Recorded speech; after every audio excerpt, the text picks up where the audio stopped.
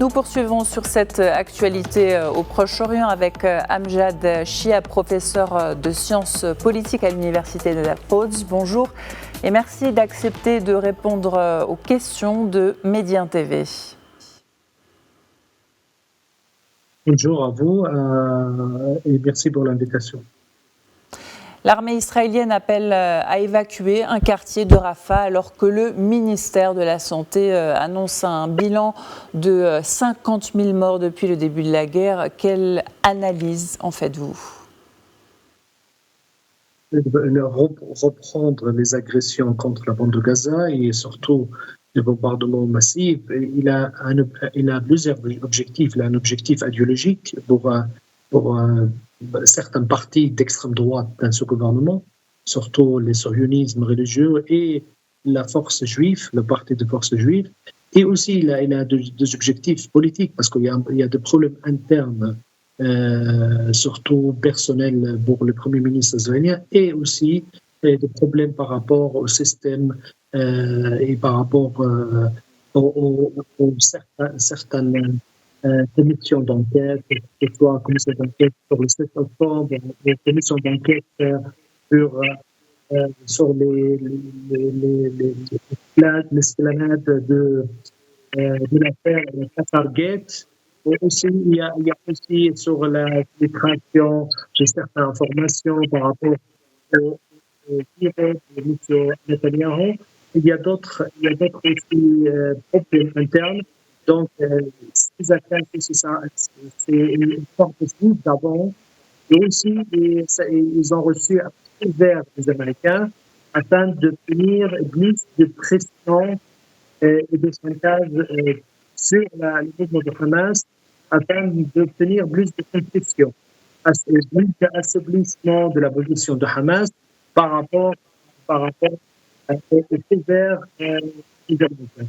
Donc, on voit de reprendre ces attaques et de commettre plus de massacres. Surtout, ils ont commis en 10 minutes une liste de 1500 membres des partis de PC. Ça, c'est jamais vu un niveau de violence, même durant l'attaque qui a pris plus de 16 mois jusqu'à maintenant. Je pense qu'ils mélangent tous ces objectifs ensemble afin de changer les données et de trouver d'autres objectifs à réaliser par rapport à l'offensive qui a resté à peu près 15 mois sans obtenir des résultats sur les objectifs déclarés. Libérer les... Ouais. Professeur Chiab, selon les quotidiens israéliens The Times of Israel et Haaretz, le cabinet de sécurité israélien a approuvé hier soir la création d'une administration affiliée au ministère de la Défense et qui serait chargée de permettre aux Palestiniens de quitter volontairement la bande de Gaza.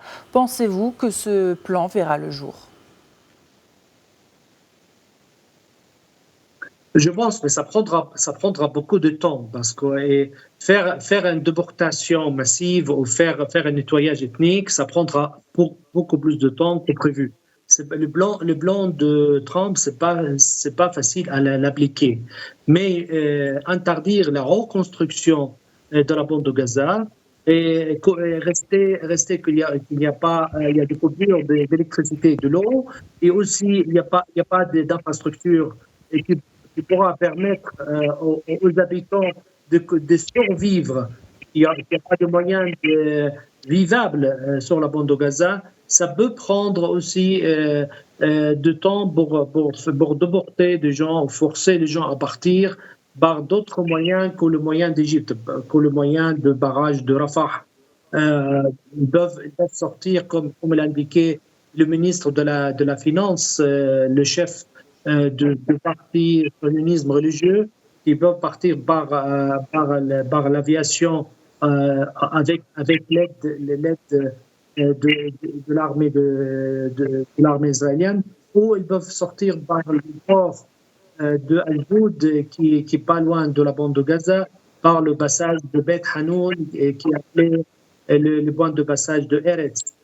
Ça peut faciliter parmi le plan à appliquer bientôt dans ce gouvernement. Dans ce projet, ils commencent à l'appliquer. Ils ont déjà permis à faire voyager par avion à peu près 65 000 de la bande de Gaza. La semaine dernière.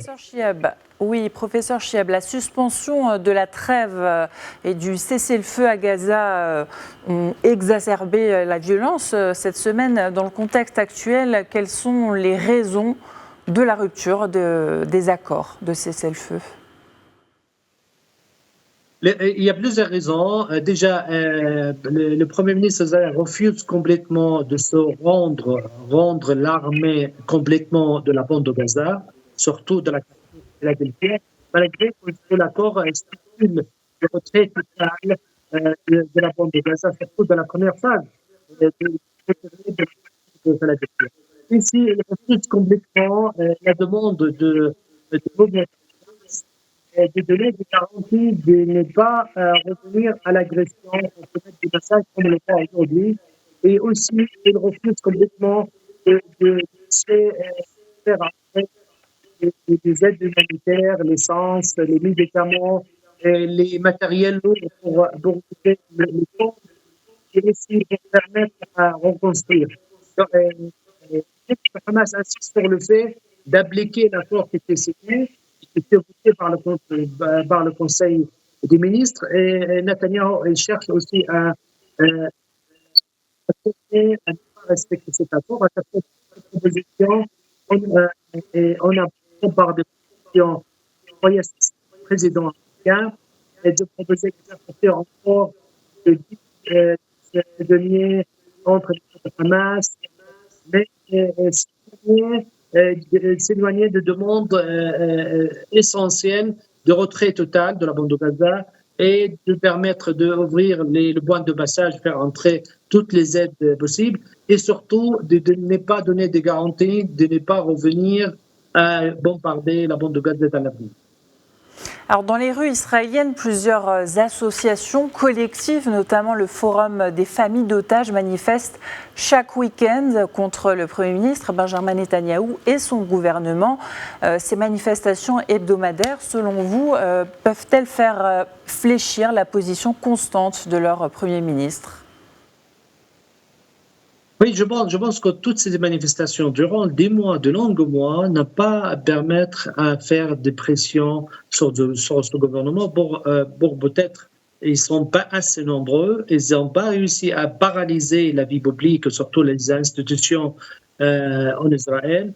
Et aussi, on voit que l'opposition manque de figures fortes, de personnalités capables de rassembler l'opinion publique israélienne pour renforcer ce gouvernement, malgré que le sondage donne que les décisions prises par ce gouvernement ne sont pas majoritaires dans l'opinion publique du front intérieur israélien. Malgré tout ça, Netanyahou il considère qu'il a toujours la majorité, qu'il pourra prendre encore des mesures pour maîtriser, contrôler et dominer la scène politique israélienne en absence d'alternatives capables de le faire tomber. Et comment considérez-vous là où les réponses de la communauté internationale face à la situation à Gaza, les pourparlers en Égypte, au Qatar, en Arabie Saoudite, ont-elles une utilité réelle ? Malheureusement, Israël il voit le monde par rapport aux États-Unis. Pour eux, les États-Unis qui comptent, les restes ne comptent pas, que ce soit la communauté internationale ou l'opinion politique européenne ou l'opinion politique arabe.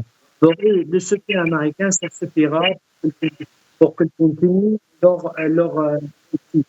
La situation a complètement changé par rapport à ce qui est arrivé le 7 octobre. Et eux, tous les derniers, sans d'entrer en affrontation avec les Américains. À part les Américains, je crois que le monde entier se résume par les États-Unis. Donc, les restes, ça compte pas beaucoup par rapport à leur politique. C'est à partir de là qu'on voit qu'ils ne s'intéressent pas beaucoup de l'opinion des autres. Ils continuent à faire qu'est-ce qu'ils ont comme programme, comme objectif dans ce gouvernement. Depuis il est composé en décembre 2022 jusqu'à aujourd'hui et il donne une importance à ce que pense l'opinion politique, je pense, et l'opinion politique internationale ou les politiques internationales. Alors, côté palestinien, le Fatah appelle le Hamas à se retirer du pouvoir. Que veut dire cet appel dans les circonstances actuelles? Cet appel n'a pas d'importance sur la scène politique palestinienne. Surtout, il y a beaucoup de critiques par rapport à l'autorité palestinienne et au mouvement de Fatah qui n'a pas réagi jusqu'à maintenant, n'a pas fait d'efforts efficaces pour stopper les massacres, surtout et pas le massacre commettre à la bande de Gaza. Et ce qui est arrivé en Cisjordanie aussi, qu'on voit, il y a des problèmes au nord de Cisjordanie. Ils ont déjà déporté à peu près 60 000 habitants à Jenin, à Toul-Karem, à Salfit, à Kalkilia. On voit une autorité, un mouvement fragilisé par les mesures prises par Israël. Et en demandant qu'il quitte la scène politique, et il y a d'autres aussi qui demandent pour le Fatah l'autorité et les temps qui quittent aussi la scène politique après de décennies d'échecs et de faiblesses qui n'ont pas abouti à un État palestinien ou à la colonisation ou au moins à protéger les citoyens palestiniens qui sont agressés jour et nuit par l'armée israélienne en Cisjordanie et aussi par le colon qui ne cesse pas d'agresser les paysans, les citoyens et aussi à brûler leurs maisons et à annexer leur terrain. Et en Cisjordanie aussi, c'est assez difficile que la situation sur la bande. Et il y a un problème. Professeur Chiab, oui. Une dernière question sur les otages et leur libération. Est-ce la priorité du gouvernement israélien? Et surtout, quel est l'avis de la majorité de la société israélienne? Oui, le gouvernement israélien utilise les prisonniers, ne sont pas des otages parce qu'ils sont tous des militaires, ce qu'il reste. Ils ont des militaires et des responsables militaires.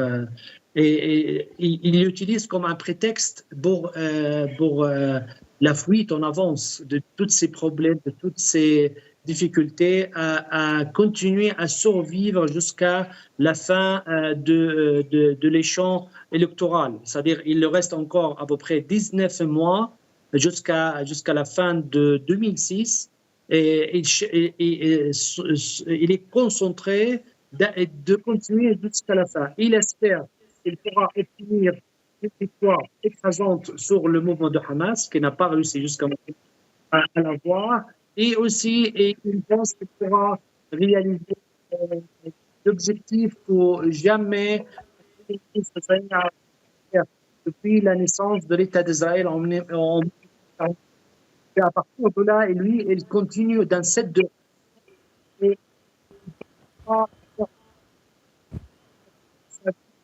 Il sait très bien qu'il n'aura pas une autre occasion de gouvernement, surtout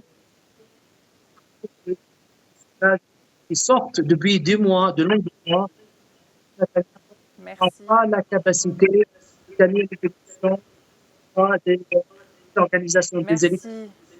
Merci à vous, Amjad Chia, professeur de sciences politiques à l'université d'Al-Quds. Merci d'avoir accepté de répondre à ces questions.